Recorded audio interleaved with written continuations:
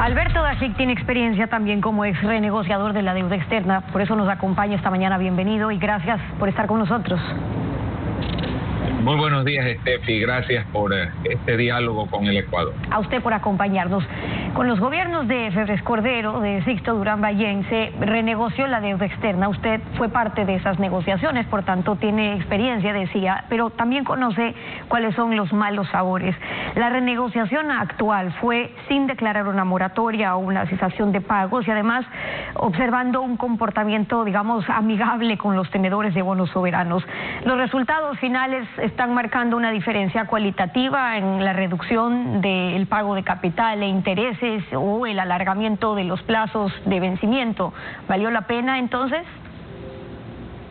Steffi, cuando me tocó renegociar como parte del equipo con Francisco Sued y Carlos Julio Emanuel en 1984-85, era una deuda que estaba vencida y que no era con tenedores de bonos, era fundamentalmente con bancos y era con organismos internacionales. Hoy, el año 93-94, que dirigí el equipo como vicepresidente y que tuvo al principal actor Augusto de la Torre, también era con bancos. Hoy la deuda era fundamentalmente con tenedores de bonos, que ese es otro animal. Pero lo más importante es que aquí no había moratoria. La deuda no estaba vencida. Y por eso es que fue prudente y hoy se ve en marzo hacer ese pago de buena voluntad de esos 300 millones de dólares que permitieron lograr este buen ambiente que generó una respuesta de casi 100% de los tenedores de bonos para una renegociación que yo la considero bastante favorable para el Ecuador, bastante buena para el Ecuador. Mire usted la Argentina, con ese grito histriónico, patriotero, en rebeldía, no ha conseguido nada todavía. Ahora, desde ese lado positivo, pero de la deuda bilateral, esto significa un alivio, pero todavía falta mucho por renegociar y ahí está la importancia también de China, que pone algunos condicionamientos más duros en cuanto a plazos, en cuanto a la garantía petrolera, que es la que permite esa doble reventa de nuestro petróleo. Y en esto tiene que ver también el entorno. Cuando lo hicieron privado y transparente, como en el caso de los tenedores de bonos, y el entorno de entes públicos que está cubierto por lo general por un velo de reserva que está impuesto por China, aquí todo era secreto en la renegociación con China. ¿Se hubiera podido, por ejemplo, recurrir ante un juez que falle favorablemente al Ecuador, como se hizo en Nueva York cuando un grupo minoritario de tenedores pretendió echar abajo la negociación? A ver, Steffi, qué pregunta tan interesante la suya. ¿Y usted sabe qué dice el contrato chino respecto a un litigio? ¿Sabe si hay que litigar en China, en la India, en el fondo del mar o en el Ecuador? Si los contratos son reservados, Steffi, mire la diferencia de un contrato abierto, transparente y muy bien estructurado a favor del Ecuador, con cláusulas que protegían al Ecuador y que dio paso a que una juez rápidamente actuara, le diera la razón al Ecuador, y eso fue más bien un impulso para que aceptaran los tenedores la propuesta. ¿Cuál es pues la condición con la China? ¿Dónde tenemos que litigar? Eso yo no sé. Los contratos no se conocen, Steffi. Es inadmisible que una república acepte que tenga que entregar su petróleo a tasas de usura con contratos reservados y que no podamos lograr de la China todavía ni un aumento de plazos que sí nos han dado quienes nos han prestado sin garantía, porque quienes dan los bonistas dan la plata de buena fe, no tienen garantías, han aumentado plazo, han bajado tasas y han reducido el capital. ¿Y qué nos ha entregado la China que nos tiene nuestro petróleo? La China nos ha entregado un bloqueo al camarón perverso que ha tirado el precio abajo, que nos ha puesto a un sector vital en situación crítica, nos tiene con una flota pesquera que amenaza el ecosistema de las Galápagos y no nos ha dado ni aumento de plazo, ni baja de tasas, ni condonación de nada de capital.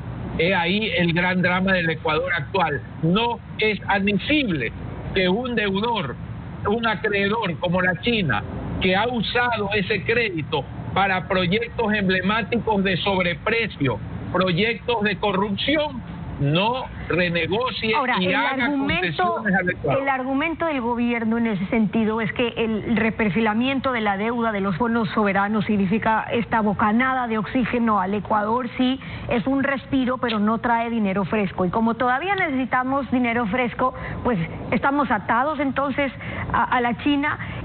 ¿Qué alternativas hay en ese sentido? Porque incluso el cederle la comercialización de petróleo a China, en lugar de que nosotros podamos vender, disponer, ver las mejores fórmulas, cálculos, etcétera, hoy está justificado, porque dicen que la norma es pasar por los intermediarios, aún sabiendo lo que ha significado la década de grandes utilidades en el gobierno anterior para los intermediarios de nuestro petróleo, cómo se fijaron esos precios.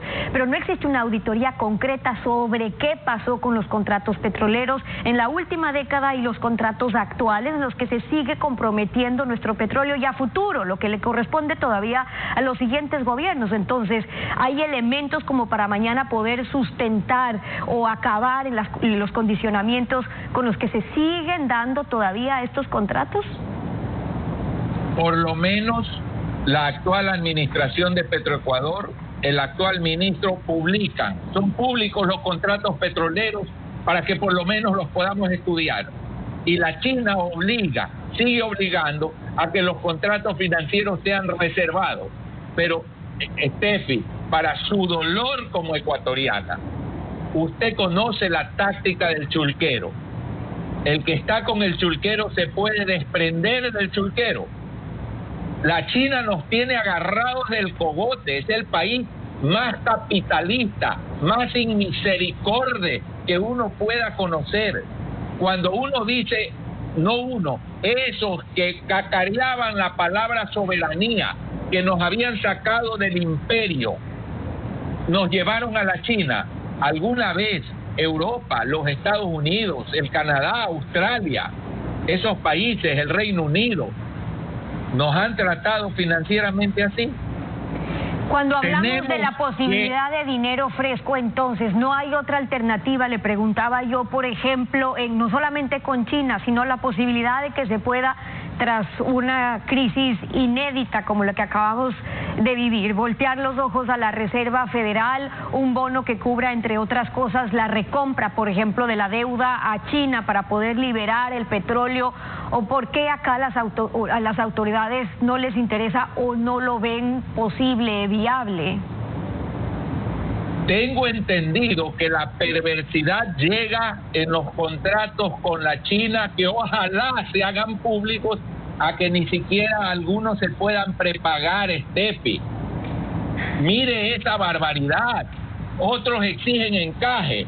Si no se puede prepagar, ni siquiera podríamos salir.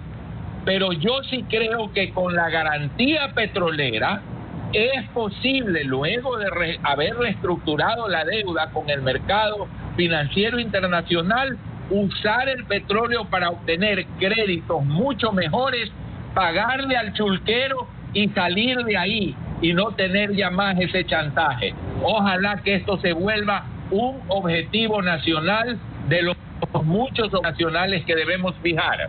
Por eso esos son todavía temas pendientes, más allá de las buenas noticias a propósito de lo ocurrido ayer con ese alto porcentaje aprobado de los tenedores en esa renegociación de la deuda. Pero ¿qué salida ve, en cambio, para la crisis de la deuda interna, la deuda del gobierno con los proveedores, con los gas, con médicos, con jubilados? Si bien vamos a tener este alivio de 16 mil millones de dólares por los próximos 10 años con la renegociación, el déficit ahí sigue, y lo que se necesita todavía es alcanzar para conseguir, para pagar la deuda interna, que sigue siendo tarea pendiente. Steffi, que me escuche la ciudadanía.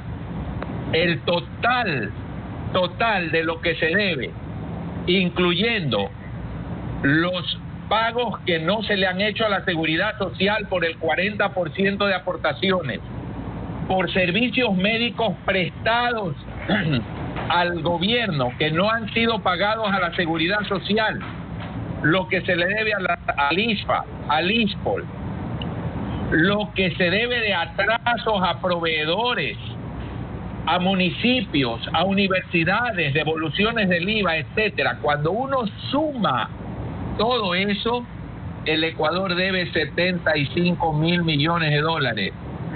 75 mil. Solo se podrá pagar cuando el Ecuador entienda que hay que ir a una reforma total de nuestra economía, fijar objetivos nacionales, que todos los partidos acuerden que puede tocar y lograr entonces en muchas décadas la verdadera transformación del Ecuador, sin milagreros, sin payasos, sin demagogos.